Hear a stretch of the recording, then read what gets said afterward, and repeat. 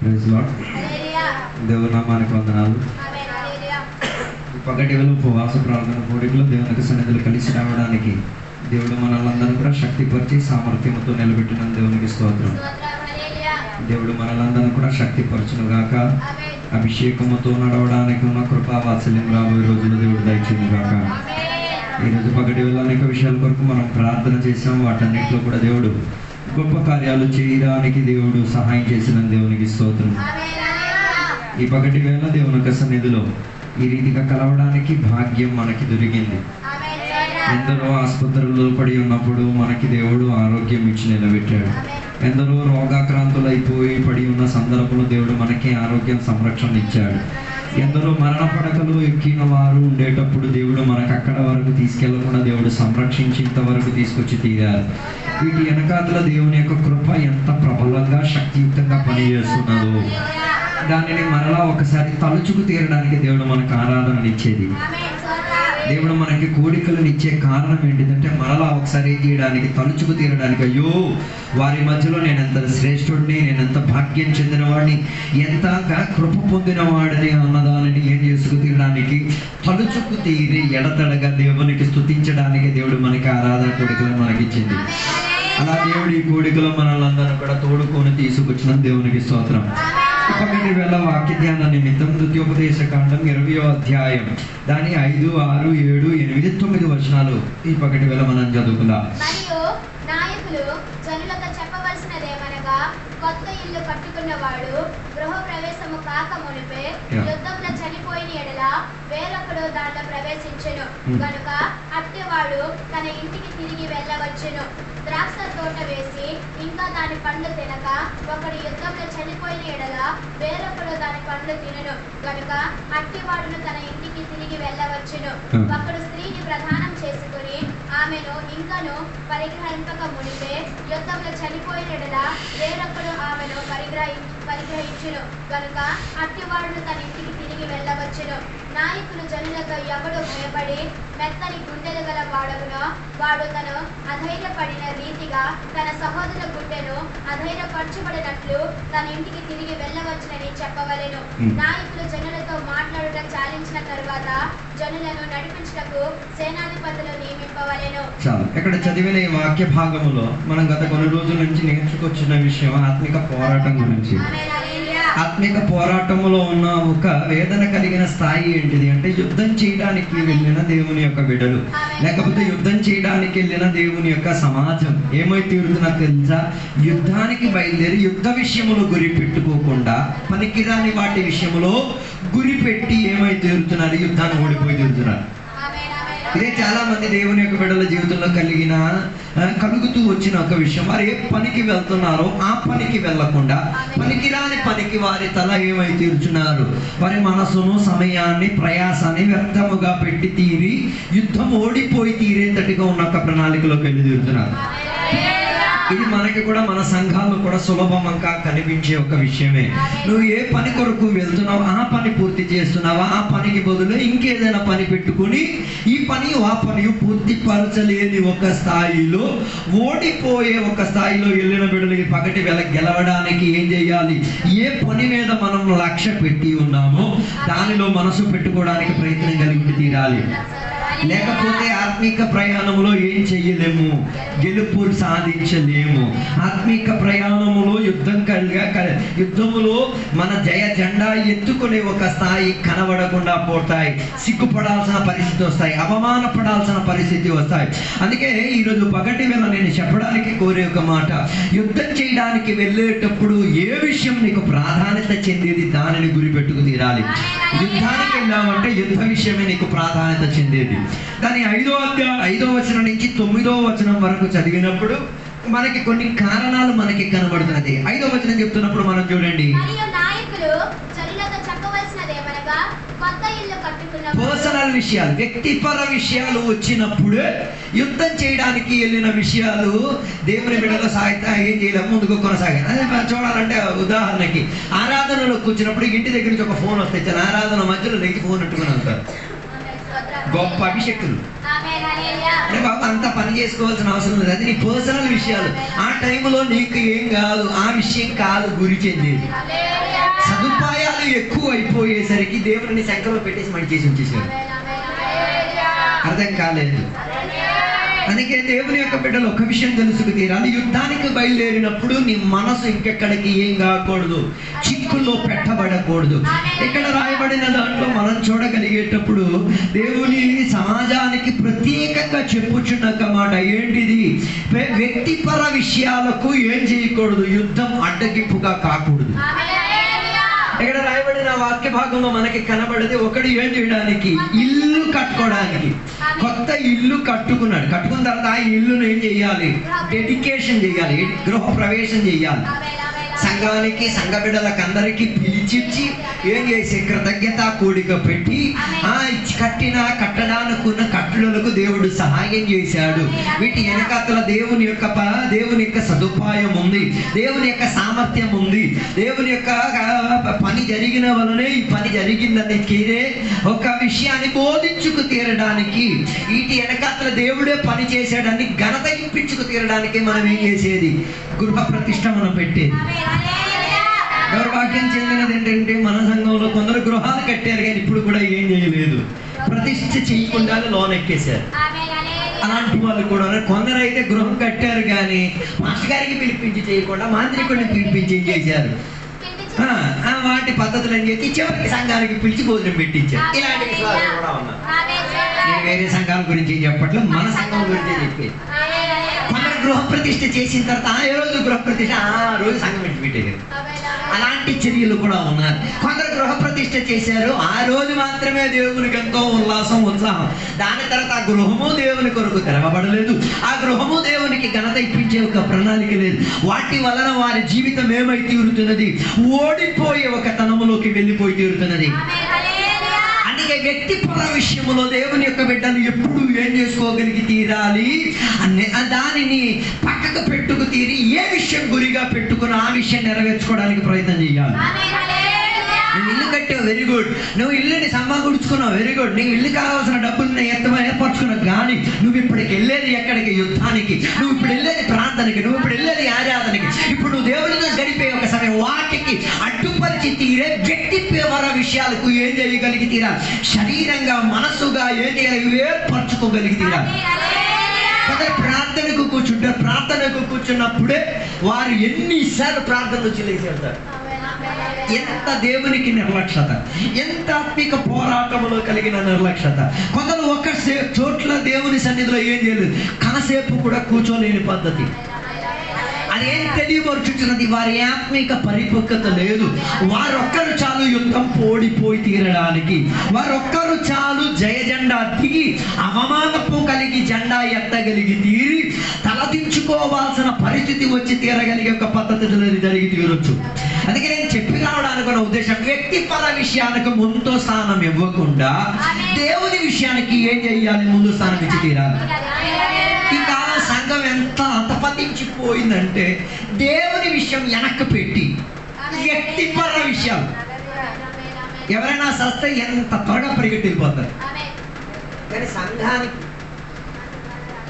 నువ్వు ఓడిపోయి ఉన్నావు, నువ్వు దేవుని నామాన్ని ఎప్పుడూ అవమానపరిచేశావు. ఒకరు మరణానికి గురయ్యారు, ఓకే, మరణం విషయమే. కానీ ఆరాధనకి వెళ్ళిన చర్యలో ఆరాధనకి ముందు ప్రాధాన్యత ఇచ్చి ఆరాధన పూర్తి. ఇప్పుడు కొంత అలవాటు వచ్చేసారు, మధ్యలో దూరం వెళ్ళిపోవడం. అంటే అది చేసింది తప్పు అన్నది కూడా దేవుని మెడలాగే నీయట్లేదు. అర్థం కావట్లేదు. నీకు అంత దమ్ము బలుపు నీకు అంత ఉంటే క్లాసులో స్కూల్లో నీ పిల్లలు పాఠాలు చెప్తున్నారు, మధ్యలో నీ పిల్లలను తీసుకురా. అక్కడ నీకు చూపించలేని దమ్ము దేవుని సన్నిధిలో చూపించాను. అక్కడ చేశారనుకో, మరుసటి రోజు ఆ టీచర్ 2 పిలుపుతారు అడిగి, నిన్నేం చెప్పరు. మరుసటి రోజు ఆడి చుక్కలు చూపించేశారు. కారణం ఏంటిది, ఆయన చేసిన పనిని ఏం చేసి తీరారు, అడ్డుపరచుకు తీరారు. అందుకే వ్యక్తిపర విషయం ఏం చేయకూడదు, మన ఆరాధనను అడ్డుపరచకూడదు, మన విశ్వాస జీవితాన్ని అడ్డుపరకూడదు, మన ఆత్మీయతను అడ్డుపరచకూడదు. అది కానీ నేను అడ్డుపరిచిన ఈ పగటి వేళ దానిలో ఒక విడుదల నీకు వచ్చి తీరాలి. నువ్వు వ్యక్తిపరంగానే ఏం చేయాలి, వ్యక్తిపర విషయాలకు ఏం చేయగలిగి తీరాలి, వేరుగా ఉంచి దేవుని విషయానికి అధిక ప్రాధాన్యత ఇప్పించుకోవచ్చు. హల్లెలూయా. అది ఒక్కసారి నీకు అలవాటు అయ్యిందంటే కానీ ఆత్మిక యుద్ధం గెలుపులోనికే వెళ్తుంది. అందుకే మొదటిగా ఏం చేయకూడదు? వ్యక్తిపర విషయాలు ఏం చేయకూడదు? నీ ఆత్మీక పోరాటానికి అడ్డుగా కాకూడదు. ఇలా ఉన్నవాడికి యుద్ధానికి పంపించారు అనుకోండి, ఇడు యుద్ధం చేసి తుపాకీ పట్టుకున్న టైంలో ఇడికి ఏం గుర్తుకోతాయి? అమ్మా నా ఇల్లు కట్టాను నేను. అందుకే యుద్ధానికి వెళ్ళిన సైన్యములకు ఎప్పుడు కూడా ఏం చేసేది? ఇంటి నుంచి దూరపరిచేది. ఇంటి ఉన్న చోట్ల నుంచి అతి సరిహద్దుగా దూరపు ప్రాంతంలో వారిని. దేవుని యొక్క బిడ్డలు కూడా అదే రీతిగా దూరముగా ఉన్నా కూడా వారిని దగ్గర పరిచి తీరేంతటిగా ఉన్న వ్యక్తిపర విషయాలు వచ్చేసి తీరినాయి. అందుకే దేవుడు అక్కడ వ్యక్తిపర విషయాలకు ఏం చేయాలి? దూరపరిచే తీరాలి అని చెప్పుచున్నమాట. రెండోదిగా దాని 6వ వచనం చదివినప్పుడు, ఒకరికి పొలం ఉంది, వెరీ గుడ్, మంచిదే, ద్రాక్ష పంటలు ఏం చేసావు? నాటావు. కానీ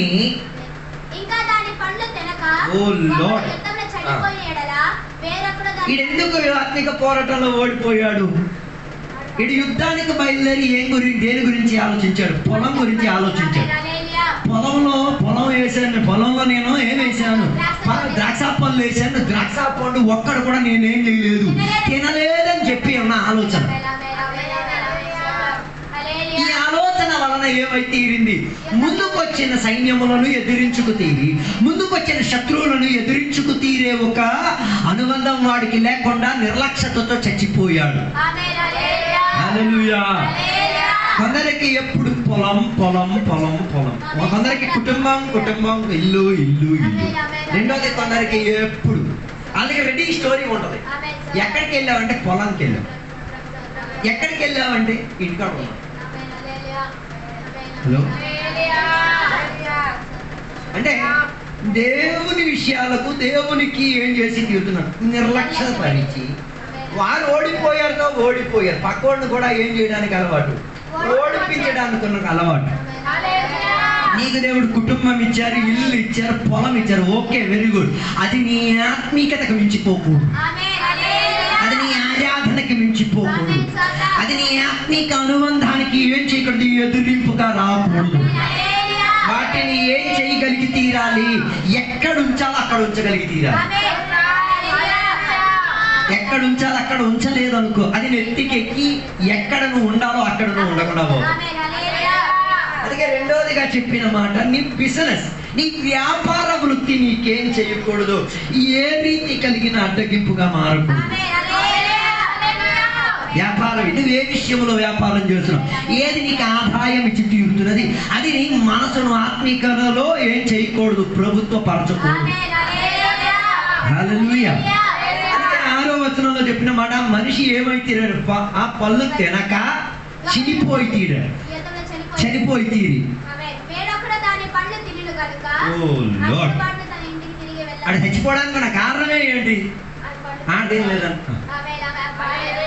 అలాగైతే ఆత్మిక పోరాటంలో తెలుసుకు తీరా. నువ్వు చచ్చావు అనుకో, దౌర్భాగ్యం. ఏంటి? దేనికి? నువ్వు ఏ విషయంలో నువ్వు చచ్చావో ఆ విషయం పక్కోడికి లాభం అయిపోదు. కాలేదు, నువ్వు ఆత్మీకతలో అభిషేకముతో ఆరాధన చేసి ఎన్నో సంపాదించావు కదా, ఒక్క నిర్లక్ష్యత, ఏదో విషయం నిన్ను అడ్డుపరచడం వలన అంతకాలం నువ్వు సంపాదించిన బెనిఫిట్ ఉంది కదా, అది ఏం ప్రయాస పడలేనుడికి దొరికాను. అది దౌర్భాగ్యం. ప్రతి క్రైస్తవునికి ఇది జరిగేది నేను చూసాను. అన్నాళ్ళు నువ్వు సంపాదించిన ఆత్మీక చర్య ఉంది కదా, నువ్వు చచ్చావు. అది వేరొక్కడికి ఏమై తీరింది? అనుకూలత వచ్చింది. దానికి ఉదాహరణ, ఇస్కర్యోతు యూదా యేసయ్యను తెలుసుకొని యేసయ్యను అమ్మేసి యేసయ్య పేరట ఉరిపోసుకొని చచ్చిన పిమ్మట ఆయన ఎంత అనుభవించాడు కదా. సింపుల్గా మతాయేసు కదా, ఈజీగా దొరికేసింది. ఆయన సంపాదించిన చర్య, ఆయన ఆత్మీకతలు అనుభవించిన అనుబంధం, ఆయన ఆత్మీకతలు అనుభవించే సుఖ సౌకర్యాలు అన్ని ఒక్క క్షణంలో ఎవరికి దొరికి తీరింది? మతాయికి దొరికి తీరేంతగా భాగ్యం వచ్చి తీరింది. ఒకడు పోతే ఇంకొకడు నేను పొందుకు తీరడానికి రెడీగా ఉన్న ఆత్మిక గోళంలో మనం జీవిస్తున్నాం. ఇప్పుడు కూడా చాలా మంది దేవుని బిడ్డలకి తెలియదు. నువ్వు చేయలేదు అనుకో, చెయ్యాల్సిన వాడు ఎక్కిచ్చేస్తాడు. నువ్వు జీవించలేదు అనుకో, జీవించాల్సిన వాడు వస్తాడు. నువ్వు చెయ్యాలి, నువ్వే నీ పద్ధతులు కరెక్ట్ అయినోడు ఎక్కేసి వచ్చేస్తాడు. మళ్ళీ నువ్వు అదే శ్రేణిలోకి ఏం చేయలేవు, తిరిగి రాలేవు. హల్లెలూయా. అందుకే మన వ్యక్తిపర వ్యాపార సంబంధమైన వృత్తులకు మనం ఏం చేయాలి? కంట్రోల్లో తెచ్చుకు తీరాలి. హల్లెలూయా. అందుకే చాలా మందికి వ్యాపార విషయంలోనే వారికి ఏమై తీరేది? పూర్తి అడ్డగింపుగా మారి తీరేది. ఇక లూకాసు వార్తలకు వచ్చినప్పుడు అక్కడ మనం ఒక మాట మనం చూద్దాం. లూకాసు వార్తలకు పుస్తకం 9వ అధ్యాయం దాని 57 నుంచి చదివితే చాలు. వారు మార్గంన వెళ్ళుచుండగా ఒకడు నీవెక్కడికి వెళ్ళినను నీ వెంట వచ్చెదరని ఆయనతో చెప్పగా, అందుకు యేసు, నక్కలను బోరెలను ఆకాశ పక్షులను నివాసంలో కలవు, గాని మనుష్య కుమారునికి తల వాల్చుకున్నటకైనను స్థలము లేదని అతనితో చెప్పాను. ఆయన మరి ఒకనితో నా వెంట రమ్మని చెప్పాను. అతడు నేను వెళ్ళి మొదట నా తండ్రిని పాతి పెట్టి వచ్చుటకు సెలవిమ్మని మనవి చేశాను. అందుకు ఆయన, మృతులు తమ మృతులను పాతి పెట్టుకొని నీవు వెళ్ళి దేవుని రాజ్యమును ప్రకటించమని వారితో చెప్పాను. మరి ఒకడు, ప్రభువా నీ వెంట వచ్చెదను, గాని నా ఇంటనున్న వారి యొక్క సెలవు తీసుకొని వచ్చుటకు మొదట నాకు సెలవిమ్మని అడగగా, యేసు నాగిట మీద చెయ్యి పెట్టి వెనుక తట్టు చూచు వాడెవడు దేవుని రాజ్యమునకు పాత్రుడు కాడని వారితో చెప్పాను. చాలు. అక్కడ చదివిన వాక్య భాగములో ముగ్గురు రాక 4వ వాడికి లాభం కలిగిపోయింది. మొదటిగా ఇక్కడ వచ్చి ఏం చెప్పారు? ఏసయ్య నేను నిన్ను ఏం చేస్తాను? వెంబడిస్తానని చెప్పాడు. నీ వెనకాతలు వస్తాను, నీ శిష్యుడు అవుతాను, నీతో ఆత్మిక సమయం గడుపుతాను, నీతోనే నా ప్రయాణం, నీతోనే నా జీవితం, నీతోనే అన్ని. ఇవన్నీ చెప్పేసరికి ఏసయ్య ఒక సింపుల్ వాక్యం చెప్పారు. నక్కలకు ఏముంది? నివసించడానికి స్థలం ఉంది, ఆకాశ పక్షులకు గూడు ఉంది, కానీ నాతో నువ్వు సహవాసం చేయడానికి వస్తున్నావు కదా, వెరీ గుడ్. నీకు తల పెట్టుకోవడానికి కూడా నీకేం చేయదు. నాకే చోటు లేనప్పుడు నీకు కూడా. నేను అడిగేది, ఇలా చెప్పేటప్పుడు వెంబడించే ఆత్మిక పోరాటమేనా నీ పోరాటం? ఇలా దేవుని వెంబడించగలిగి తీరేటట్టు కూడా ఆత్మాభిషేకమాన నువ్వు పొందుకున్నది.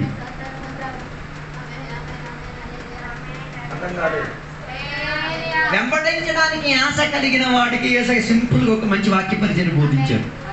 ఉపమానంగా చెప్పారు. నక్కలకి ఏమున్నాయి? శుభ్రంగా రాళ్ళ మధ్య వారు శుభ్రంగా వాళ్ళు ఉంటున్నారు. రెండవదిగా పక్షులకు మీరు చూడు, వారన్నీ ఏం చేసి తీరుతున్నాయి? నా శుభ్రంగా వాళ్ళు ఉన్నారు. కానీ దాని అర్థం, నన్ను వెంబడించి తీరితే నీకు శుభ్రంగా తలవార్చుకోవడానికి కూడా ఏం చెయ్యకపోవచ్చు, చోటు దొరకకపోవచ్చు. ఇది చెప్పేసరికి ఇది మౌనమే వీడిని ఏం చేసింది? విధించి తీరి. ఆడి నిశ్శబ్దత, ఆడి మాట రానితనం, ఆడి ఇంకా ఏం నేను చెయ్యాలో అని కూడా ఆయనకి ఏం కాలేదు. అందుకని సైలెంట్ అయిపోయాడు.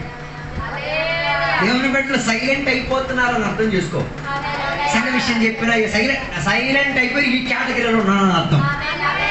అడిగితే దేవుని వెంబడిచి వాక్యం సరిగ్గా వింటే మరి అడిగి ఏ రీతి కలిగిన స్పందన రాదు.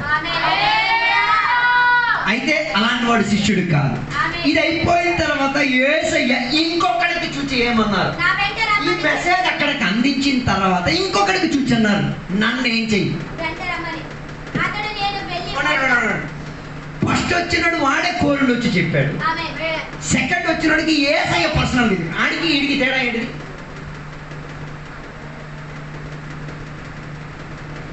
అదే మనకి వాక్యం అర్థం కాకపోవడం. వాడికి వీడికి ఉన్న తేడా ఏంటి?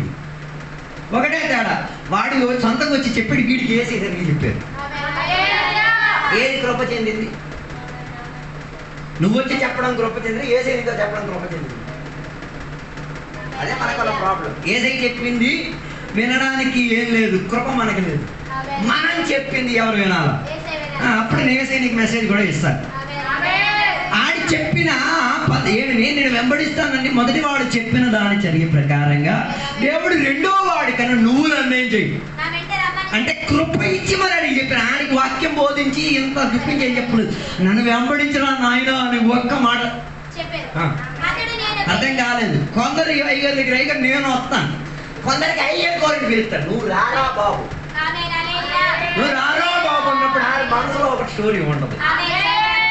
అందుకే ఆ స్టోరీని పెట్టుకుని ఈడేం చేయడు రాడు. అందుకే వాడు చెప్పిన స్టోరీ మీరు వినండి.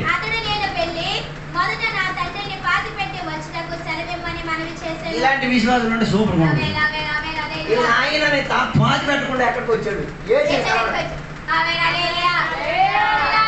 అలాంటి విశ్వాసం కూడా సంఘంలో ఉన్నారో లేదో ఎన్ని లెక్కెట్టేసుకొని చూడాలి.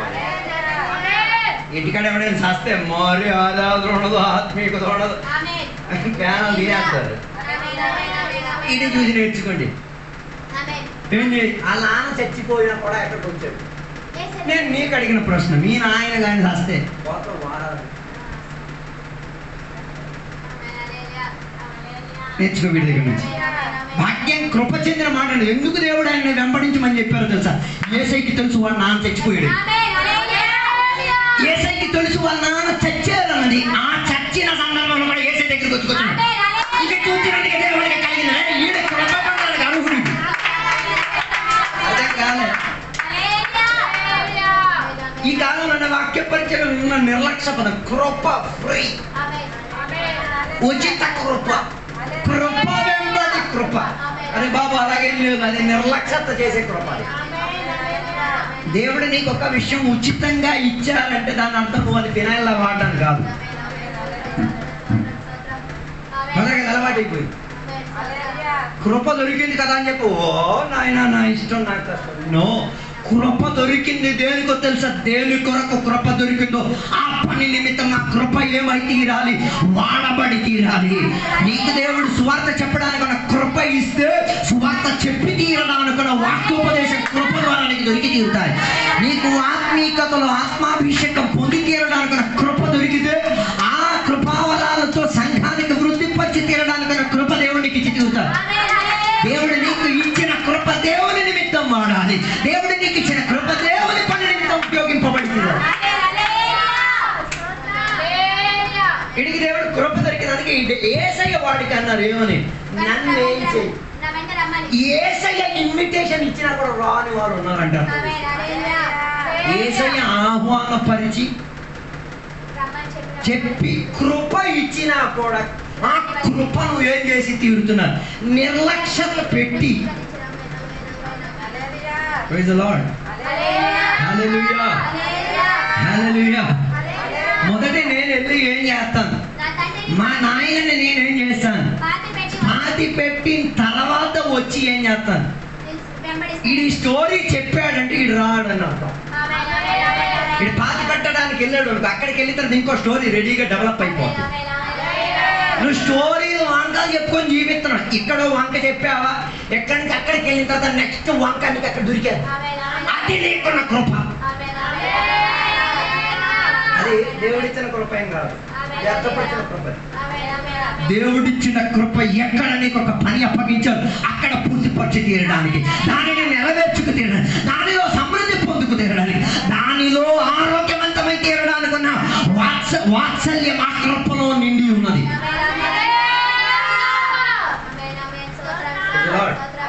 అయితే వీడికి యేసయ్య ఆహ్వానించి స్టోరీ చెప్పేసరికి యేసయ్య కూడా వీడికి ఒక మంచి వాక్యం చెప్పాడు. అందుకు ఆయన మృతులు తమ మృతులను పాతి పెట్టుకొని నీవు వెళ్ళి దేవుని రాజ్యమును ప్రకటించమని వాడితో చెప్పాడు. ఆమేన్, హల్లెలూయా. రెండోసారి దేవుడు వాడికి మళ్ళీ సహా ఇచ్చి చెప్పాడు, మృతులు వారిని ఏం చేస్తారు? వారి పాతి పెట్టుకుంటారు. నువ్వు వెళ్ళాల్సిన అవసరం లేదు. ఆమేన్, ఆమేన్, ఆమేన్, హల్లెలూయా. నీ పని ఏంటిది? నేను పిలిచిన పని ఏంటిది? దేవుని రాజ్యం. నువ్వు పాతి పెట్టడానికి ఉన్న పని కాదు, నీ పని వాక్యం బోధించి తీరడానికి, నీ పని దేవుని యొక్క రాజ్యం గురించి వివరించి. ఈ పరిచయం ఎందరికి దొరికింది? నేను అడిగా మన సంఘంలో ఎందరికి పడుతుంది?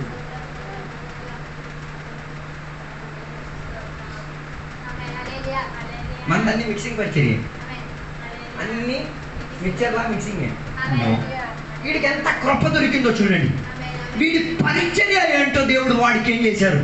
ఆడి ముఖం చూసి నేరుగా చెప్పారు. ఇదే కృపకున్న ప్రత్యేకత.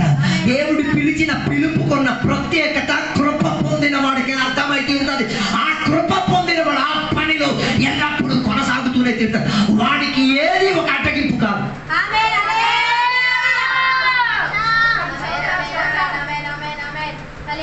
మన సంఘాల్లో చాలా మంది వచ్చి రావట్లేదు. మృతులు చంపడానికి కదా మనకి ఎందుకు వారి విషయం మమ్మల్ని కదపట్లేదు? కదపాలి కదా. 500-600 మంది విశ్వాసులు వచ్చిన సంఘంలో 100 మందే వస్తున్నారు, మిగతా వాళ్ళందరూ కూడా గాలి తిరిగి జీవిస్తున్నారు అని చూసిన వేద మనకి రావాలి కదా.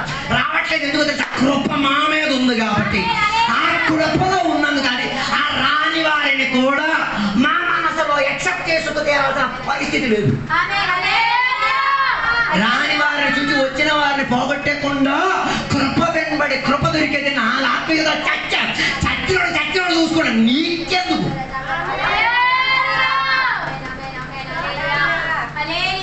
ఇంకో సంబంధం ఏం చేస్తాను గుర్తుపెట్టుకుని 4 పనులు వాళ్ళు చేసుకుంటారు. నీకున్న విషయం ఏంటిది? నీకు దేవుడు ఇచ్చిన పిలిచిన కృప దేనికి? పరిచర్య చేయడానికి, వాక్యం బోధించడానికి, దేవుని రాజ్యము గురించి ఏం చేయడానికి, శుభవర్తమానం ప్రకటించి తీరడానికి దేవుడి పిలుపునిచ్చి తీరి ఆ పిలుపుకు నువ్వు ఏమైతే తీరట్లేదు, లక్ష్య పెట్టి కొందరు సేవ పరిచర్యకి ప్రతిష్ట చేసి మాట్లాడేస్తాం. సేవ ఆలోచించి మాట్లాడు, పొందిన తర్వాతే.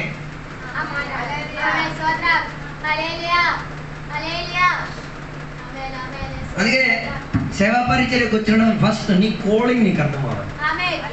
దేని కొరకు పిలవబడ్డావు, నీకు దొరికిన కృప దేనిని సాధించి తీరడానికి దేవుడు నిర్ణయం చేసింది.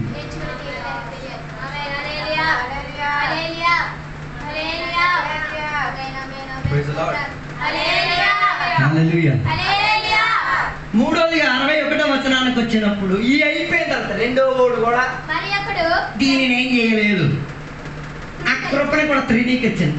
మూడో ఓడు చెప్తున్న మాట మీరు చూడండి.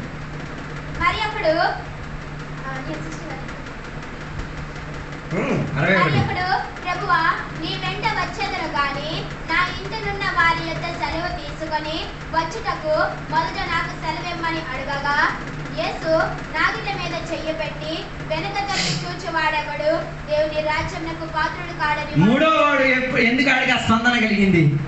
ఒకడికి ఫ్రీగా యేసయ్య కృపనిచ్చి పిలిచాడు. కృపనిచ్చి పిలిచినప్పుడు కూడా వీడికి ఒక ఆత్మలో ఒక ఉత్తేజనం వచ్చి తీరింది. నాయన యేసయ్య పిలుస్తున్నారు నాయన. అప్పుడు ఆడేది యేసయ్య పిలిచేటప్పుడు వీడు అది చచ్చిన విషయం గురించి చెప్పేటప్పుడు వీడు చెప్పాడు, యేసయ్య నేను నిన్నేం చేస్తాను గాని బాయ్ బాయ్ చెప్పేసి వస్తాను. సింపుల్ పని అది, నువ్వు వెళ్ళాల్సిన అవసరం లేదు, ఎవరికో చెప్పేస్తే చాలు. ఎవరికో చెప్పి చేయించాల్సిన పని కూడా నువ్వు చేసేస్తే నువ్వు బాగా చేసేది. మరి అర్థం కాలేదు. ముగ్గురు చూడండి యేసయ్యని వెంబడించక తీరడానికి ఒక ప్రత్యేక మనోభావం కలిగింది, కానీ ముగ్గురు ఏం చేయలేకపోయారు, యేసయ్యను వెంబడించలేకపోయాడు. మొదటి వాడు వెంబడిస్తానని చెప్పి వచ్చాడు, రెండో వాడికి యేసయ్యట ఆహ్వానం ఇచ్చాడు, మూడో వాడు వాడి సంతానం వాడు ఏం చేశాడు, ఆయన చెప్పేసుకున్నాడు నేను నిన్నేం చేస్తాను. ఫస్ట్ వాడికి మూడో వాడికి తేడా ఉందా?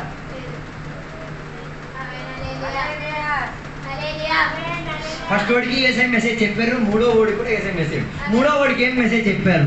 దేవుని యొక్క రాజ్యాన్ని యోగ్యుడు ఎవరు కాదు, నాగల మీద చెయ్యుంచి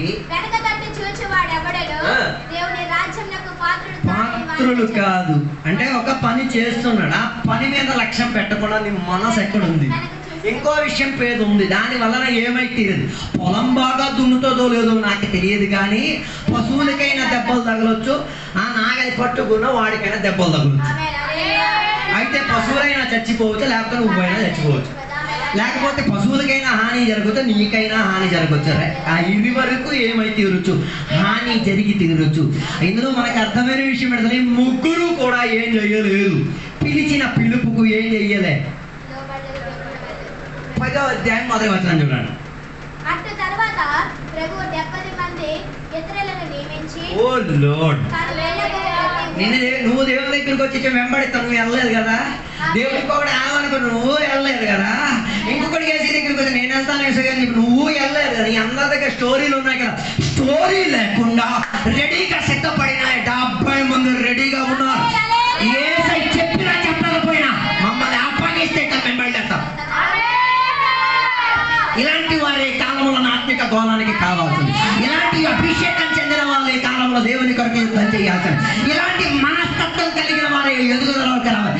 లేకపోతే నీ ఆత్మీక దౌర్భాగ్యం అయిపోతుంది. నీ రక్షణ నీ చేతిలోకి పోతుంది. నువ్వు పొందుకున్న ప్రార్థన వరాలన్నీ నీ ద్వారానే నష్టమైపోయి తీరుతుంది. ఈ 70 మందిని బట్టి దేవునికి స్తోత్రం. వారికి అపాయింట్మెంట్ దొరికిన వెంటనే దొరికినదే స్పీడ్తోనే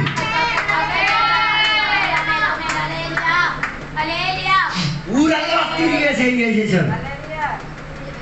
నాకు ఆశ్చర్యం కలిగిన వారి పేరు రాయబడలేదు. వారికి ఏ రీతి కలిగిన పొగడతలు చేసేటప్పుడు అప్పగించి పంపించేసరికి వీడు ఊరల్లా అగ్గి ముట్టించేసుకొని వెళ్ళిపోయాడు. ఊరల్లో దేవుని యొక్క స్వార్థను చెప్పుకొని వెళ్ళాడు. ఊరల్లో దేవుని రాజ్యం గురించి చెప్పుకెళ్ళాడు. రోగులను స్వస్థపరిచాడు, విడుదల ఇచ్చాడు, దుష్టాత్మలను వెదలగొట్టి తీరాడు. అలా దేవుని యొక్క పనేమై తీరింది. రాజ్యం విశాలత పొందుకు తీరగలిగింది. ఈరోజు పగటి వేళ నేను చెప్పడానుకున్నాను, నీ వ్యక్తిపర విషయం, నీ పొలం విషయం, నీ వ్యక్తిపర వ్యాపార విషయం, నీ కుటుంబ విషయం, నీ ఇంటి ఆస్తి విషయం గురించి ఏది కూడా నీ ఆత్మిక ప్రయాణానికి ఏం చేయకూడదు. అట్టగింపుగా మారకూడదు. ఆ విగ్రహాన్ని ఈరోజు పగలగొట్టండి. ఆ శక్తులను ఈరోజు ఎరగొట్టండి. వాటి మీద నీకు ఒక విజయ స్వాధీనం కావాలంటే వాటిని నీవు శారీరకంగా, మానసికంగా, ఆర్థికంగా ఏం చేయాలని పూర్తిగా మొదలుగొట్టుకునేరా.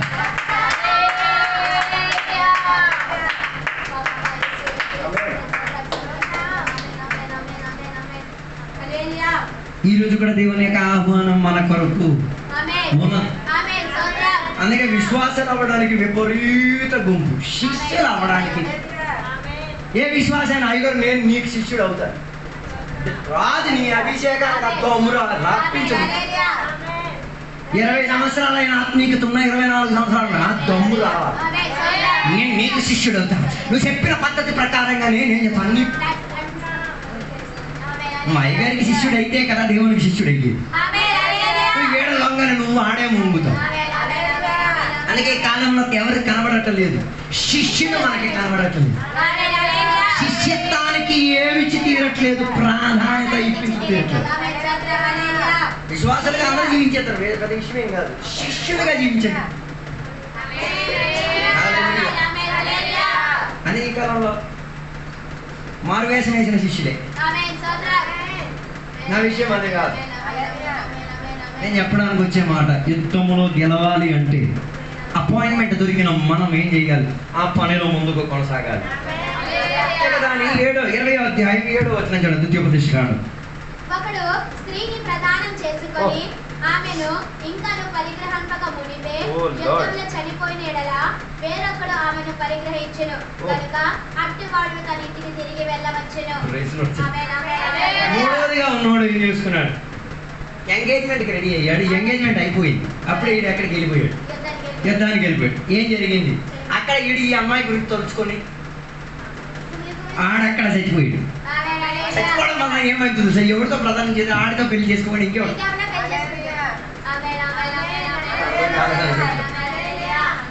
నాతో కలిసి. దాని అర్థం ఆత్మిక పోరాటంలో నీకు రావాల్సిన మేలు వేరొక్కడికి వచ్చి తీరుతున్నదంటే దాని అర్థం లోటు ఇంకెక్కడో లేదు, నీలోనే ఉంది. దానిని అర్థం చేసుకోగలిగి పగటి వేళ క్రమం చేసుకోగలిగిన వాడే భాగ్యం చెందినవాడు. హల్లెలూయా. అందుకే కొల్లు, అసూయ ఇలాంటివేవి బైబిల్ సమర్థించలేదు. నీకు దొరకాల్సిన నీకు దొరకాలని నీ పని నువ్వు చేసుకో. హల్లెలూయా. అందుకే యుద్ధానికి వెళ్ళే ముందుగా కొత్తగా వివాహం చేసిన వారు యుద్ధం చేసేటప్పుడు ఏం చేయాలో ద్వితీయోపదేశకాండం 24వ అధ్యాయం 5వ వచనం చెప్తున్న మాట వేసినండి. ఒకడు కొత్తగా ఒక దానిని పెళ్లి చేసుకొని సేనలో చేరి పోకూడదు. అతని పైన ఏ వ్యాపార భారమును మోపకూడదు. ఏడాది వరకు తీరికగా అతడు తన ఇంట ఉండి తను పరిగ్రహించిన భార్యను సంతోష పెట్టవలెను. సంవత్సరానికి ఏం చేశారు? ఫ్రీడమ్ ఇచ్చేసారు. ఏమని? నీ కుటుంబంతో ఏం చేసుకో, ఎంత సమయం కావాలో అంత సమయాన్ని ఏం చేసుకో. ఫ్యామిలీలు తారుమారు అవ్వడానికి ఉన్న కారణం ఏంటో తెలుసా? భార్యాభర్తలకి టైం స్పెండింగ్ లేదు. నువ్వు టైం స్పెండ్ చేయలేదు అనుకో, మీ ఆయనతో చెప్పి నువ్వు సమయాన్ని ఏర్పరచుకోలేదు, వేరొక అమ్మాయి వేర్పరిచి చూపించిన తర్వాత ప్రార్థన విషయంగా రావచ్చు. నేను ఇది శాపం కింద చెప్పట్లేదు, అర్థం చేసుకునే విధానాన్ని చెప్తుంది. ఫ్యామిలీ కాలంలో కొంతమంది వివాహకులు ఏం చేయట్లేదు, టైం స్పెండింగ్ లేదు. నీ కుటుంబం కలిసి దేవుని ఆరాధన చేయాలి, అది టైం స్పెండ్ దేవునితో కలిసి పెట్టాలి. నీ కుటుంబంతో కలిసి పరిచర్యకి వెళ్ళాలి, నీ కుటుంబంతో కలిసి దేవునికి కనపరచాలి. వంటకి చేయమని చెప్పలే. మన సంఘాల్లో ఇదే ఆర్థిక దౌర్బల్యంగా కనిపిస్తున్నాయి. సండే స్కూల్కి బచ్చాగాడిని పంపించేస్తారు, ఆఫీసర్లు రావాలి. అంటే ఇండైరెక్ట్ గా చెప్తారు, నువ్వు పేడ తిను, మేము తినం, నువ్వు తిను అది తింటాడు. అది తినేసే నీకు చూపిస్తాడు, అది తినేసి నీకు చొక్కలు చూపిస్తాడు. కారణం ఏంటిది? టైం స్పెండింగ్ లేదు, సమయం సమర్పించేది లేకపోవడం వల్ల. సండే స్కూల్కి నీ పిల్లలతో నువ్వు కూడా టైం స్పెండ్ చేయాలి.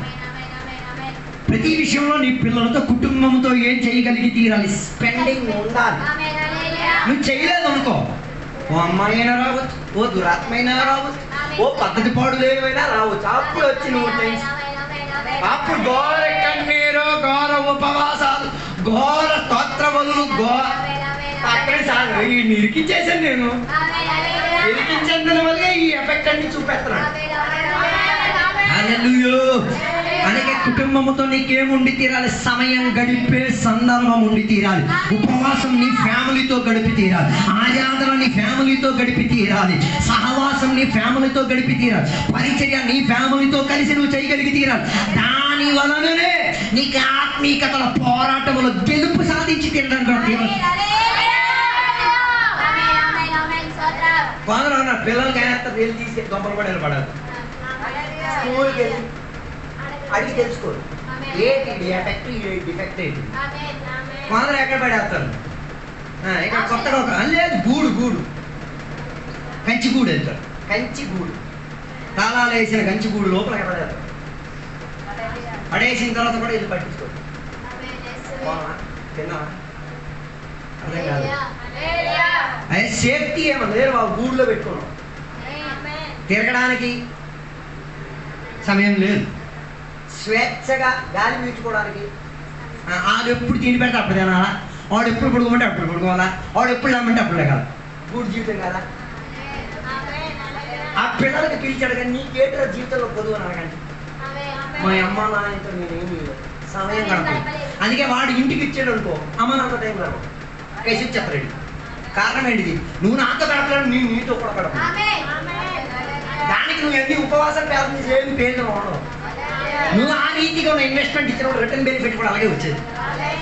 అందుకే దేవుని బిడ్డలో ఏం చేయగలిగి కుటుంబాన్ని కాపాడుకోవాలా. నీ అమ్మతో నువ్వు టైం గడుపుకో, మీ నాన్నతో నువ్వు సమయం గడుపుకో, నీ పిల్లలతో నువ్వు గడుపుకో, నీ సంఘంతో నువ్వు సమయం గడుపు. నీకు ఇచ్చిన ఆత్మీక పరివేశంలో నీవేం చేయగలిగి, ఒక్క సంవత్సరం అయితే ఒక సంవత్సరం, ఒక రోజు అయితే ఒక రోజు, ఒక గంట అయితే ఒక గంట, ఒక 4 నెలలు అయితే 4, ఏం చేయగలిగి ఏర్పరచుకు తీరాలనుకున్నాం.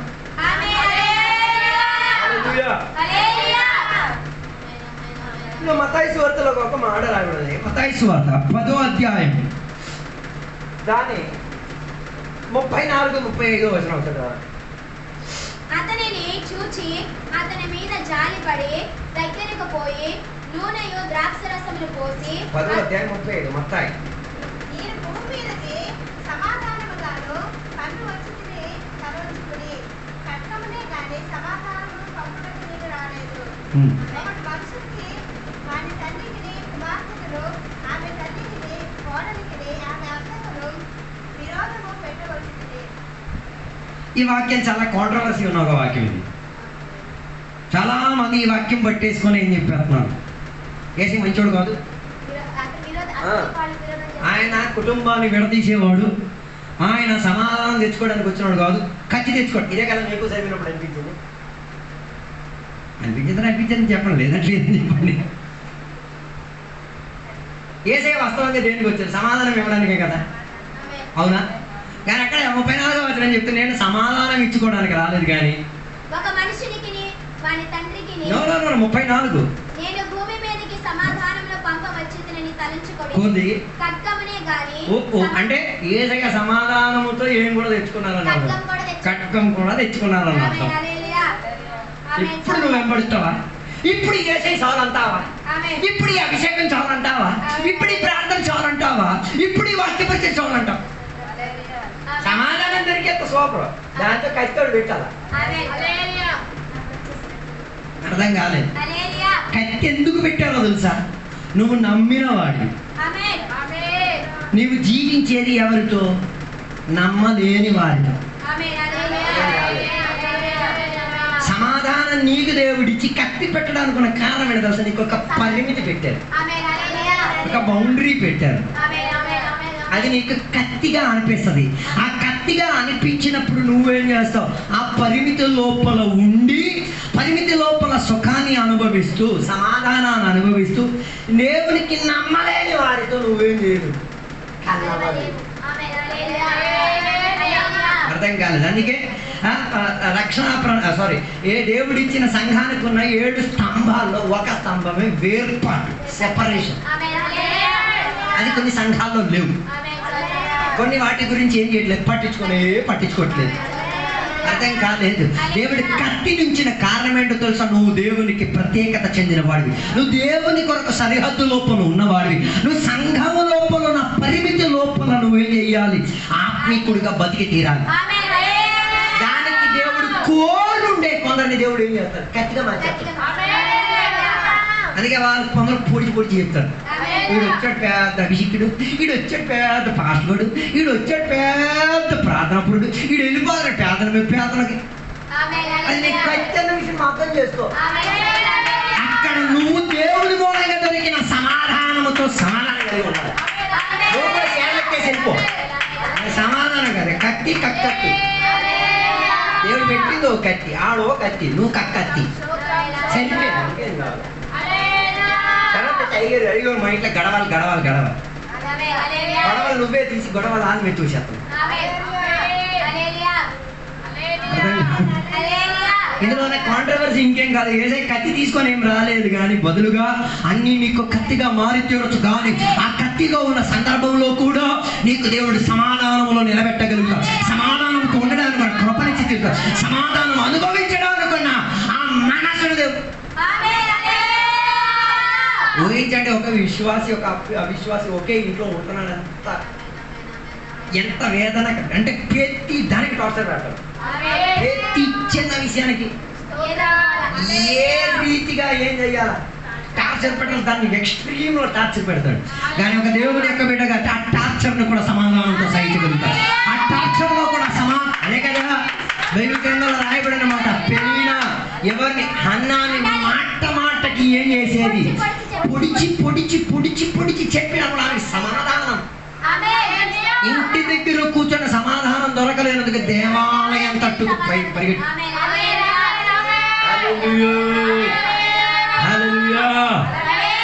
అందుకే 35వ వచనం చెప్తున్న మాట, ఎవరైనా ఒక మనిషికి వారి తండ్రికి కుమార్తెకిను ఆమె తల్లికిని కోడలికిని ఆమె అత్తకును విరోధము పెట్టవచ్చితిని. ఒక మనిషికి ఇంటి వారే అతనికి శత్రువులకు.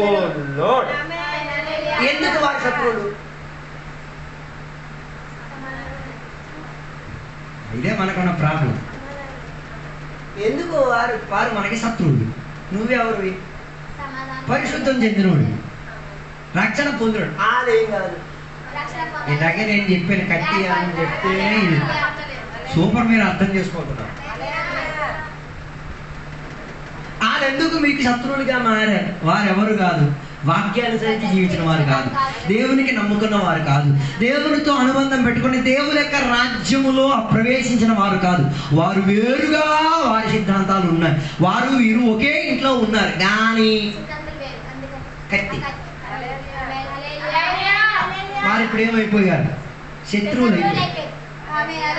శత్రుత్వం ఎక్కడ ఉంది? ఇంట్లో. అలాగే ఇంట్లోపలికి ఎవరైనా వచ్చారనుకో, ఒకడికి ప్రైజ్ లోడ్ అంటే ప్రైజ్ లోడ్ అనుకో, ఇంకొకడికి ఇంకేదో అనాలి. అదంటే రెస్పాండ్ అవుతాడు. ఒకే ఇంట్లో ఉన్నారు వీళ్ళిద్దరు. అక్కడ ఇక్కడికి ఈ ప్రైజ్ లోడ్ అంటే అదాడు. అర్థం కాదు. శత్రుత్వం ఎక్కడికి వచ్చి తీరింది? ఇలాంటి పరివేశాన్ని ఈ ఇంట్లో ఉంటాయి. ఏ సీన్ చేయగలుగుతావా? ఈ పరివేశం ఉంటే నువ్వు ఆరాధనకు రాగలుగుతావా? బాప్తిజం చేయగలుగుతావా? ఆత్మశక్తితో దేవునికి ఆరాధన చేయగలుగుతావా? యథార్థంగా ఉన్న దేవుని బిడ్డలు చేయగలుగుతారు. కారణం తెలుసా? అందులో ఉన్న కృప దేవుడు ఖచ్చితంగా ఇచ్చి తీరుతాడు. అందులో కావాల్సిన విడుదల దేవుడు సునిశ్చితంగా ఇచ్చే తీరుతాడు. అందుకే దేవుడు చెప్పారు, నేను సమాధానం ఇచ్చేటప్పుడు కత్తి కూడా పెట్టాను. దేవుడికి తెలుసా? ఆ కత్తి మధ్యలో దొరకాల్సిన సమాధానం సునిశ్చితంగా నీకేమైతే ఉంటుందో దొరికే తీరుతుంది. అందుకే బైబిల్లో యేసయ్య సమాధాన ప్రభు, సమాధానముతో మమ్మల్ని నిలబెట్టిన వాడు, సమాధానముతో నిద్రపోబెట్టుకు తీరడానికి కృపావాత్సల్యం ఇచ్చిన దేవుడు, సమాధానం నీ ఇంటిలో కొనిపోబడి తీరునని వాక్యం సెలవిచ్చేది. హల్లెలూయా. అలా సమాధానముతో దేవుడు కత్తిని కూడా ఇచ్చి నిన్ను కరెక్ట్ చేస్తాడు. ఏం చేస్తారు? సెట్ రైట్ చేస్తారు. అర్థం కాలేదు. పాత స్వభావం చూస్తారు కోపిష్ఠుడు, ఒకటంటే రెండోదని కట్టిపట్టి పొడి చేసిన వాడు ఇప్పుడు దేవునికి నమ్ముకున్న తర్వాత సైలెంట్ ఎందుకు అయ్యో? కృప సమాధానం నీ మీద వ్యాపరించి, ఖైదీ అయినా దొంగ అయినా పనికిరాని మనిషి అయినా ఓర్చుకు తీరడానికి, సమాధానం కలిగి ఉండి తీరడానికి ఆ కత్తి ఏమై తీరింది? సహాయపడి తీరి. అందుకే స్వార్థకి వెళ్ళినప్పుడు అందరూ కూడతారు, తిడతారు, బాధపడతారు. మనం ఏం చేయట్లేదు. రెస్పాండ్ కేసు కూడా వేయట్లేదు. మా పని అదేం కాదు నాయన, నువ్వు కత్తెట్టుకో, నేను సమాధానంతో పుచ్చుకోవడమే. అందుకే కదా పాట రాసిన వాళ్ళ చిరునవ్వుతో నింపిన యేసయ్య. దెబ్బలు కాగేటప్పుడు కూడా చిరునవ్వు రావడానికి కారణం ఏంటో తెలుసా? సమాధానం. ఈ దెబ్బలు కాసిన తర్వాత ఆ ఊరికి వెళ్ళాం కానీ ఇంకో ఊరికి వెళ్ళి మళ్ళీ పాట ఆడ కూడా కొట్టారు, ఇంకో ఊరికి ఆడ కూడా కొట్టారు, వీరి మీద నిలబడతారు, ఆడ కూడా కొట్టారు ఇంకో సమాధానం. ఎక్కడికి వెళ్ళినా సమాధానం ఉండబట్టి కత్తి మధ్యలో కూడా ఏం చెయ్యొచ్చు? దేవునితో అనుబంధం ఖాయం చేసుకొని నడిపించింది. హల్లెలూయా. అందుకే రోమాపత్రిక 12వ అధ్యాయంలో చెప్పుచున్న మాట, నీ మనస్సును ఏం చేసుకు తీరాలి? పైనున్న వాటి కొరకు ఏం చేయాలి? చూచుకు తీరడానికి నీ మనస్సును వేర్పరచుకు తీరు. 12వ అధ్యాయం 2వ వచనం చెప్తున్న ఒక మాట మీరు చూడండి. అనుసరింపక దేవుని చిత్తం మీద పరీక్షించి తెలుసుకున్నట్లు మీ మనస్సు మరి నూతనమగుట ఓ లార్డ్. ఆమేన్.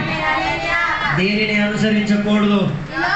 లోకానికి ఉన్న ట్రెడిషన్ ని, లోకానికి ఉన్న వ్యవస్థితిని అనుసరించకూడదు. లోకానికి ఉన్న ఆ ప్రతినిధిని ఏం చేయకూడదు? ఆస్వాదించకూడదు. అర్థం కాలేదు. నువ్వు ఉప్పు ఉన్న సముద్రం లోపలే ఉన్నావు. నువ్వు శాపవే. నీ ఒంటిలో శాపకం పొందాలే కానీ నీ ఒంటి లోపల ఉప్పు ప్రభావం ఉండదు. నువ్వు సముద్రంలోనే బతుకుతున్నావు. శాప సముద్రంలోనే బతుకుతుంది. శాప ఒంటి నిండా ఉప్పు తగ్గుతుంది. ఉప్పు నీళ్ళతో తిరుగుతుంది కాబట్టి ఉప్పు తంటుంది. దాన్ని బయటికి తీసామనుకో, దాని తొక్కకు మొత్తం ఉప్పు కంపే ఉంటుంది. కానీ ఆ తొక్క తీసి పక్కపడేసేసాము అనుకో, దాని మాంసములో ఏమి ఉండదు. నువ్వు లోకంలో జీవిస్తున్నావు. లోక మర్యాదలు నీ మీద ఏం చేయకూడదు. కొన్ని విశ్వాసాల మర్యాద, అందుకే రాఖీ కట్టించడానికి స్టేటస్ అయిపోయింది. అది లోక మర్యాద. మరి కట్టన్నా రాఖీ రాఖీ పెంచిప్పాడు, కట్టన్నా కట్ట.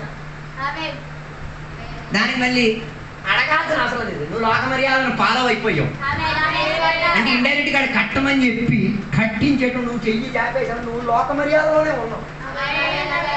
నువ్వు గోళ్ళకి నేను పాలిష్ కట్టట్లేదు, కూడుతున్నావు. దాని అర్థం నువ్వు ఎక్కడ ఉన్నావు అర్థం.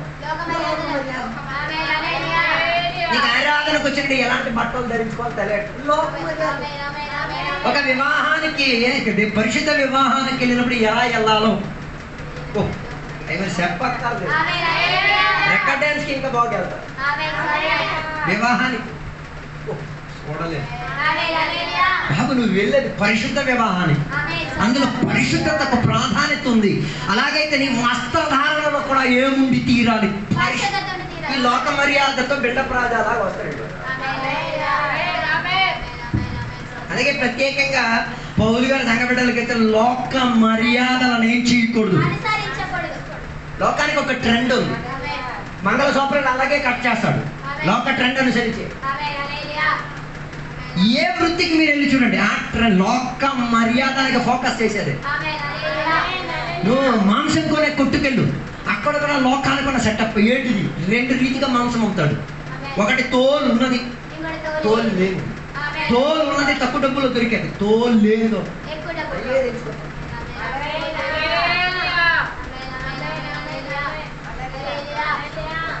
నువ్వు కొన్ని విగ్రహార్పితం, కొన్ని విగ్రహార్పితం కాదు. మొత్తం లోకానికి ఉన్న ట్రెండే. సంఘాల్లో మీరు విశ్వాసంలో మీరు చూడండి, కొందరు ఫోన్లో ఉన్న కానట్యం చూడాలి. లోకం మన ఇన్ఫ్లుయెన్స్ చేసింది. కొందరి ఇన్స్టాగ్రామ్ ఫేస్బుక్ లో మీరు చూడాలి, లోకం వారిని ఏం చేసి తీరింది, అధికంగా వారిని వారి అనుసరింపజేసేంతటిగా వారిని ఏం చేసింది. లోకాన్ని అనుసరించి యేసయ్యని వెంబడించలేదు. అయితే అటు లేకపోతే ఇటు. అలాగైతే అన్ని విషయాల్లో మనం మనసు ఎక్కడుండి తీరాలి.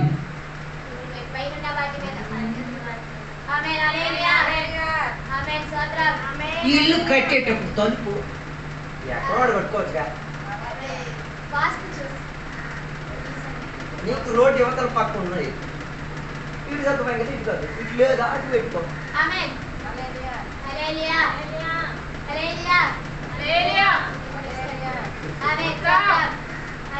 ఇల్లు ఎలా అలా కట్టుకో, ఇలాగ తలుపు ఉండాలా అరే బాబు ఎలాగో అలా కట్టుకో. ఏంటే కట్టుకో, ఏటికి ఎదురుగా ఉండవు. కొందరు ఇల్లు కిచెన్ గదికి ముందే బాత్రూమ్, అటు వెళ్ళి ఇటు వెళ్ళిపోవచ్చు అనమాట.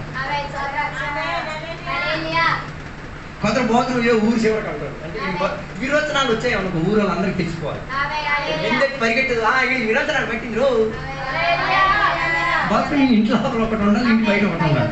ఇంటి బయట ఉన్నది దేనికి, ఎక్కడ ఎవరైనా ఉంటే అక్కడికి వెళ్ళాలి. అర్థం కాలేదు. నీ ఇల్లు కట్టేటప్పుడు కూడా నీ దృష్టి దేవుని తట్టు చూసిన దృష్టి, నీ ఇల్లు దాంట్లో ప్రతిబింబిస్తాడు. అర్థం కాదు. కొందరు ఇల్లు కట్టి నేనంటాను దెయ్యాలు నివసించే చోటది, కానీ అట్టి చూసి కాదు ఇల్లు కట్టింది. నువ్వు ఘోర పెద్ద ఇల్లు కట్టుకుంటావు, అటు చూస్తే ఈ ఇల్లు అక్కడ ఉన్న దానికి ప్రతిబింబిస్తుంది. ఆ ఇల్లు కట్టించింది సంఘ బిడ్డే ఎలా కట్టింటావు, లోక మర్యాద వాస్తు గీతం చూడు. నువ్వు అటు చూసే పెట్టి అక్కడ పరలోకంలో ఇల్లు చూసే పెట్టి అది చూస్తే ఇది. లేకపోతే మీరు కొందరికి ఇల్లు కట్టింది మీరు చూడండి, ఆ నడిచెప్తే నాడపదిక పాదాలు మీరు చూడండి. ఇది కిచెన్ రూమ్ కాడ కడుక్కోవడానికి కూడా చదువు ఏమన్నా ఇంటికి రూమ్ కాడకు వచ్చి కడుగుతాను. నీకు ఇంట్లో స్థలం ఉంది కదా, నీ ఇల్లు నువ్వు కడుక్కోవడానికి కూడా టైం ఉంది. ఆడ కడుక్కోకుండా ఏడొచ్చి కడుక్కోవాలి. ఈ ఇల్లు ఆ పరలోకానికి ఉన్న ఇల్లుకి ప్రతిబింబించేదా?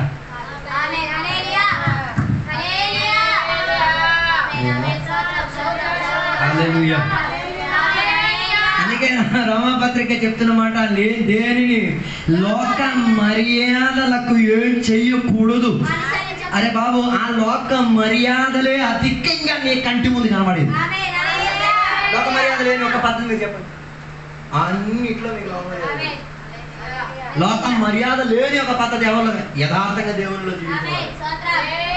నేను బండి కొనడానికి వెళ్ళాను, బండి కొనడానికి వెళ్ళిన బలవంతంగా ఏం చేయడానికి కోరాడు. లేకపోతే తీయనమ్మా, తీయనపడకూడదు, నేను తీసుకెళ్తాను. డబ్బిచ్చింది నేను, కలరించింది నేను, దానికి తాకట్టు పెట్టింది. అర్థం కాదు. దాని కాడి గదిపిది నేనన్నా నువ్వే అడిగి, నేను డైరెక్ట్గా వెళ్తాను. ఎవరు చివరి కాడి చేత బలవంతంగా ఏం చూసుకున్నాను బై ఫోర్స్. నీకు ఒక ట్రెండ్ ఉంటుంది, అది నీ ట్రెండ్, అది నా ట్రెండ్, అది కాదు. అర్థం కాలేదు. కొందరు ఈ ట్రెండ్లోనే పడిపోయి, కొందరికి పెళ్లి జరిగేటప్పుడు పుస్తకం పట్టుకొని అడుగుతారు, అది లోక ట్రెండ్. అది దాన్ని మా భాషలో అమ్మా బిజినెస్. నీ వివాహానికి వచ్చిన వాళ్ళ చరిత్ర మొత్తం రాసించేస్తే ఆ వివాహానికి ఉన్న ఆనందం ఏముంది? నువ్వు పెళ్లి చేసుకొని సుఖంగా ఉన్నా ఏమవుతుంది తెలుసా? నో ఆడ ఉద్ధరింపుతో బతికే వాళ్ళ జీవితాంతం కుమిలి కుమిలి కలిసిపోయింది శాపంలో బతుకుతాం. నేను 2500 ఇచ్చి అక్కడ వేయించుకున్నాను అనుకోండి, జీవితంతో 2500 గారు బయట పెట్టి అమ్మ లోక మర్యాద నేను బయటికి రానిపోదు. ఇప్పుడు చెప్పండి, అలాంటి వివాహాలు జరిగితే ఎలా సుఖంగా ఉంటాయి? ఆ జీవితాంతం మరణించడం వాడికి వెళ్ళికి 2500 ఇచ్చినాడు సుఖంగా ఉంటది నాకు తెలుసు. దానితో నీ పెళ్లిని ఏం చేసినాడు?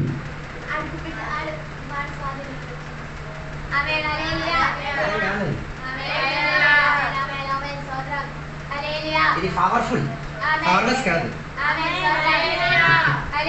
నువ్వు సంతానం వసూలు చేసుకుని చేసుకో, నాకేం ప్రాబ్లం లేదు.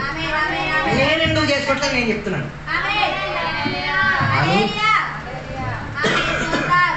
అర్థం కాలేదు అనుకోండి. దాని అర్థం మీరు గిఫ్ట్లు ఇవ్వకూడదని తెచ్చుకోకూడదు, అదే నా విషయం కాదు. ఇలా రాజేసి ఆ మర్యాద మనం ఏం చేయకూడదు. ఆలోచించండి, ఆ మర్యాదతో జీవితాంతానికి కాదు. నవ్వుతున్నప్పుడు అర్థం చేసుకోవాలి. నే వల్లే నువ్వు, నా వల్లే నువ్వు బండి కొన్నావు, నా వల్లే నువ్వు ముందుకున్నావు, నా వల్లే అంటే ఇండైరెక్ట్ గా ఆడి కట్టు నిన్నేం చేస్తుంది? జీవింప చేయడానికి ధైర్యం ఇచ్చేటట్టు అనిపించదు. అర్థం కాలేదు. ఎందుకు అబ్రహాం లోక ట్రెండ్ ని విడిచిపెట్టి బయటికి రమ్మని దేవుడు చెప్పడానికి ఉన్న కారణం అడుగుతాం. ఆయనని ధనవంతులు చేసింది ఈ లోక ట్రెండ్ కాదు అని రుజువుపరచడానికి దేవుడు వాటిని ఎరగొడి బయటికి రమ్మన్నాం. అలాగైతే పరిశుద్ధ వివాహంలో ఏం చేయాలి? లోక ట్రెండ్ ఉండకూడదు. మన వివాహాలన్నీ నేను చూడండి ట్రెండ్ మాత్రం.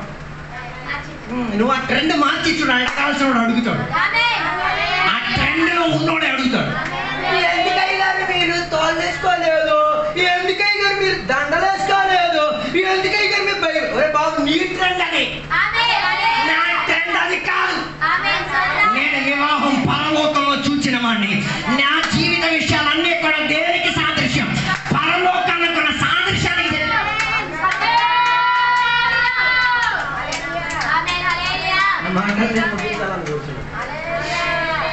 ఏ ట్రెండ్ నువ్వు ఫాలో అవుతున్నావు? కొందరు వాక్యం చదివేది కూడా లోక ట్రెండ్. అరే బాబు వాక్యం చదవడానికి కూడా ఆ కార్తీక ట్రెండ్. ఒకడికి వాక్యం చదవ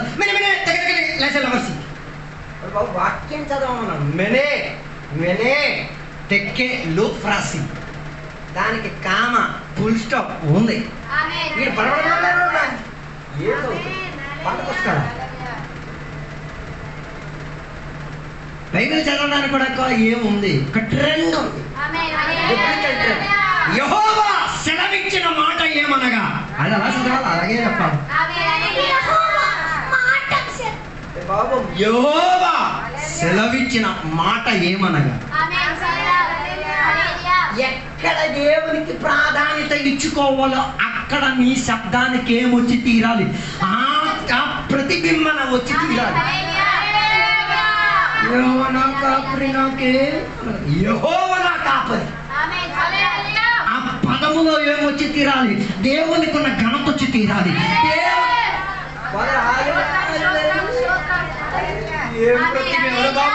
చూడండి ఆయన గాన ప్రతి గానం పరిశుద్ధుడు పరిశుద్ధుడు పరిశుద్ధుడు అని పలికిన దేవదూతల సైన్యాన్ని చూసిన వాడిని నేను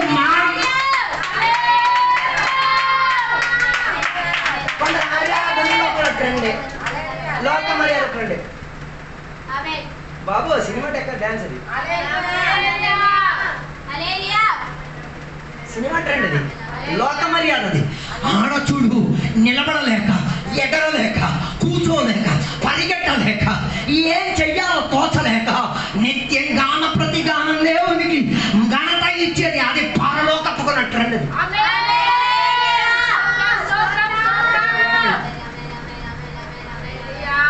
జయ జెండా ఎగరాలంటే ట్రెండ్, దేవుడి ట్రెండ్ రావాలి.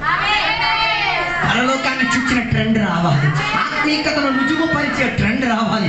ఈ పగటి వేళ నీకు జయ జెండా ఎగరాలంటే చిన్న విషయం కాదు. నీ కొమ్ములు రక్షణ కొమ్ముగా ఎత్తబడి తీరాలి చిన్న విషయం కాదు. చూడాల్సిన వాడిని చూసుకో. అందుకే కదా యేసయ్య, నువ్వు యేసయ్య అయితే నన్ను పిలుముదేమో, నన్ను ఈ సముద్రంలో నేను ఏం చేయమో ఆజ్ఞాపించు, నేను ఇక్కడి నుంచి చూచాను. నడిచొచ్చిన వాడిని చూసినప్పుడు ఆయన నడితే నేను ఈత కొట్టాను, ఆయన నడితే నేను ఈత కొట్టాను. మునిగిపోయినా పర్వాలేదు, నేను ఈత కొట్టను. చచ్చిపోయి నీళ్ళు తాగేసిన పర్వాలేదు, ఈత కొట్టను. రెండు మార్చే జనాంగం ఈ కాలంలో యుద్ధం కొరకు తయారైతుంది కాక, రెండు మార్చే వాళ్ళు ఆరాధన కొరకు తయారైతుంది కాక, రెండు మార్చే వాళ్ళు దేవునికి స్తుతించేవారుగా మారను కాక, రెండు మార్చేవారుగా దేవునికి గణపరిచేవారు నిలబడదు కాక, రెండు మార్చేటట్టుగా ఉన్న వివాహ చర్యలు చేసుకుని ఆత్మీయ పరిశుద్ధ వివాహం చేసుకునేవారు మారను కాక, రెండు మార్చేటట్టుకున్న సంఘాలు మారను కాక, రెండు మార్చేటట్టుకున్న వస్త్రధారణ మారను కాక, రెండు మార్చేటట్టు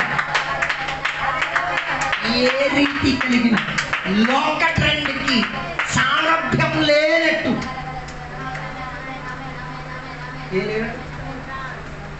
లోక ట్రెండ్కి అసలు వాసన కూడా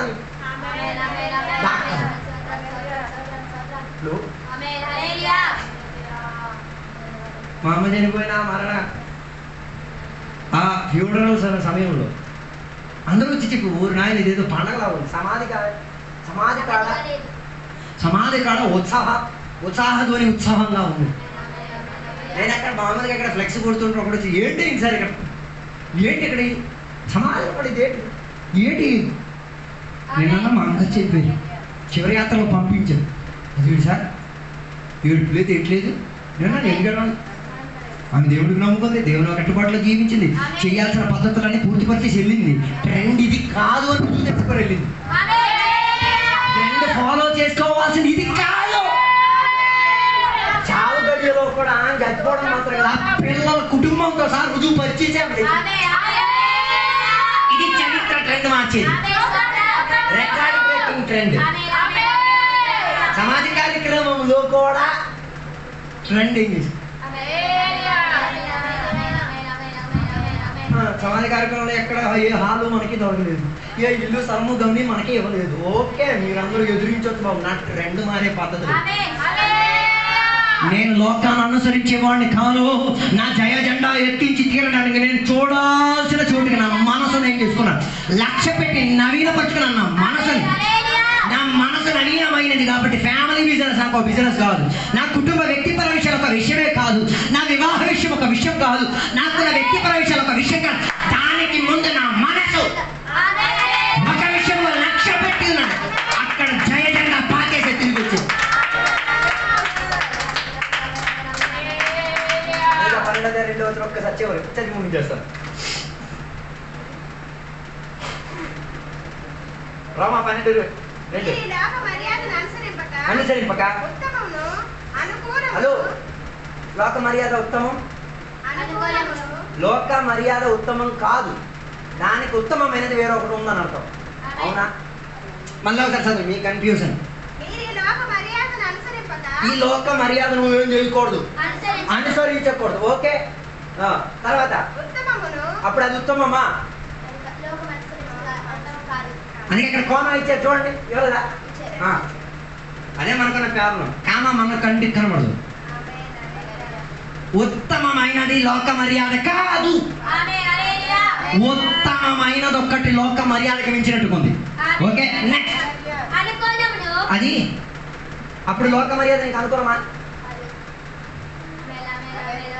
అప్పుడు అనుకూలం కానిది ఒకటి. తర్వాత అప్పుడు లోక మర్యాద సంపూర్ణమా?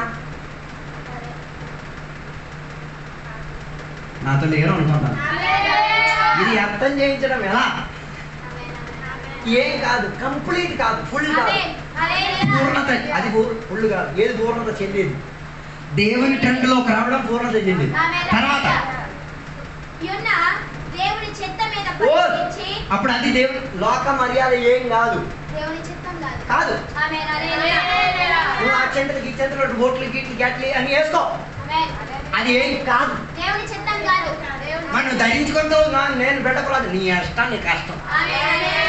వాక్యం చెప్పారు అదేం కాదు, నాకు కనబడేటట్టుగా దేవుని చిత్తం నువ్వు నెరవేర్చట్లేదు. అందుకే మేము అది ఓడబెట్టమని చెప్పేస్తాం. తర్వాత పరీక్షించి ఓ తెలుసుకున్నట్లు లోడ్ మీ మనస్సు ఏం చేసి పరీక్షించి తెలుసుకున్నట్లు ఏది పరీక్షించాలి? లోక ట్రెండ్ దేవుని ట్రెండ్ రెండింటిని పక్కకు పెట్టేసి ఏది ఒరిజినల్ నువ్వే వేయాలి. పరీక్షించి తెలుసుకోవాలి. ఆమేన్. అర్థం కాలే. ఆమేన్. ఈ వాక్యాలు ఎంత విషయాలు ఉన్నాయి నేను ఇప్పుడు చెప్తున్నాను. ఏం చేయాలి?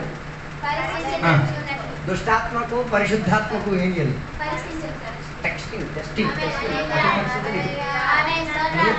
హల్లెలూయా. హలో, లోక మర్యాదను పరీక్షించి తెలుసుకున్నట్లు ఏం చేసుకు తీరాలి? నువ్వు ఆత్మిక మర్యాద లోక మర్యాదకు ఉన్న పరీక్షణ ఉంది. తిరిగి ఏదో ఒకటి వేస్తావు. ఆమేన్. హల్లెలూయా.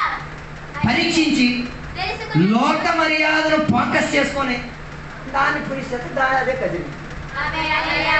నువ్వు ప్రేమించి పెళ్తే ఆమేన్. స్తోత్రం. హల్లెలూయా. ఏం కాలేదు. ఆమేన్. దేనిని నువ్వు చూపించడానికి ఉన్న టెస్ట్ చేసి చూపించడానికి ఉన్న రిజల్ట్ వస్తావు. అదే అదే కనబడదు. ఆమేన్. హల్లెలూయా. సంఘం విడిచిపెట్టడానికి ఉన్న కారణం ఏంటి? ఆ ట్రెండ్ అటు ఫాలో అయిపోయాడు. ఆమేన్. ఎప్పుడూ అయిపోయాడు. ఏ రోజు ఆరాధనకి డిలే అయ్యాడు, అప్పుడే ట్రెండ్ ఫాలో అయిపోవడానికి రెడీ అయిపోయింది. ఆడేపు ఏం ఊహించుకున్నాడు, నాకు నచ్చిన టైంలో నేను వెళ్ళొచ్చు. ఆమేన్. హల్లెలూయా. రేపో మాపో నువ్వు ఆ ట్రెండ్కి వెళ్ళిపోతావు. ఆ ట్రెండ్ లో ఉన్నది కనబడుతుంది. హల్లెలూయా. తర్వాత చెప్పిన మాట పరీక్షించి తెలుసుకున్నట్లు ఆ. మీ మనస్సు మరి నూతన మగుట వలన ఓ లార్డ్ ఎప్పుడు నూతనం అవుతున్నది? ఆ, ఆమేన్. పరీక్షించి ఇది అపవిత్రమైన వివాహం, ఇది పరిశుద్ధ చెందిన వివాహం, ఆమేన్. నేను ఇందులో గలీజ్గా బతుకుతున్నాను. టెస్ట్ చేసి తెలిసిన తర్వాత అమ్మయ్య నాకు ఇది వద్దురా బాబోయ్, ఆమేన్. నా పరిశుద్ధ వివాహం చాలు. ఆమేన్. హల్లెలూయా. అప్పుడే నీ మనసేమై తీరేది, మరి నూతన నూతనమై తీరేది, నవీనమై తీరేది, మార్పు ఆమేన్. హల్లెలూయా. లేకపోతే ఈ పాట మారేమండి మోసం చేశాము, మారాము మోసమే, ఆమేన్. మారలేదు. ఆమేన్. హల్లెలూయా. హలో, హల్లెలూయా. పరీక్షించు, అర్థం చేసుకో, ఇది పూర్ణత చెందేదా కాదా, ఆమేన్. హల్లెలూయా. ఇందులో నిజాయితీ ఉందో లేదో ఉన్నది ఏం చేయాలి? అక్కడ న్యూనెస్ రావాలి, అక్కడ కన్యత రావాలి. ఆమేన్. ఆమేన్. ఆమేన్. కానీ అందరూ చేసి నువ్వు చేసి ఏం ప్రయోజనం? ఆమేన్. స్తోత్రం. నీవు చేసిన ప్రతి విషయంలో నవీనత రావాలంటే పరిశోధన ఉండాలి. ఆమేన్. ఆమేన్. హల్లెలూయా. హల్లెలూయా. అలాగైన వాటి కొరకే నువ్వు జయజెండా పాతగలిగితే, అలాంటి వాటిలో నేను జయాన్ని పొందుకోగలిగితే, అలాంటి పోరాటములే ఆత్మీయతకు సూచనకి తీరేది. ఇంకే పవిత్ర వ్యక్తిపర జీవితాన్ని పరిశోధించుకుని నువ్వు ఓటమి వైపు పరిగెడుతున్నావా, జయజెండా వైపు పరిగెడుతున్నావు? ఏది నీ గమ్యం? ఎలా నువ్వు పరిగెడుతున్నావు? ఆలోచించి పరిశోధన కలిగి ముందుకు కొనసాగుతాం. ఈ వాక్యాలను దేవుడు మనల్ని దీవించునుగా. సమర్పించుకుందాం, ప్రార్థన చేసుకుందాం. పరిశుద్ధుల మహోన్నతుల దేవానికి వందనాలు తెలియవస్తున్నాం. ఈ పగటి వేళ ఉపవాస ప్రార్థన కూడికల దేవా మేము దేవుని యొక్క వాక్యోపదేశంలో వినగలిగి తీరం దేవా. మేము పరుగుతున్న పరుగు పందలో దేవా లోక మర్యాద ఉంది, ఆత్మిక మర్యాద ఉంది. ఆత్మిక మర్యాదలను టార్గెట్ అయి ఫోకస్ అయి ముందుకు కొనసాగి జయ జెండాని నాటుకు తీరడానికి అన్ని విషయములు దేవా మేము గెలుపు సాధించిన జయ సైన్యముల దేవా యుద్ధ ఆత్మిక పోరాటంలో దేవా గెలుపు సాధించడానికి ఉన్న హస్తావళి మాకు దయచేయండి దేవా. నవీన మనసును మాకు దయచేయండి, పరిశోధన కలిగే శక్తిని, పూర్ణత కలిగే విధానాన్ని దయచేయండి దేవా. దేవా నీవిచ్చిన కృపను అర్థం చేసుకొని నిర్లక్ష్య పెట్టకుండా కృప వెంబడి కృపతో ముందుకు కొనసాగడానికి వాత్సల్యం మాకు దయచేయమని కోరుచున్నాం దేవా.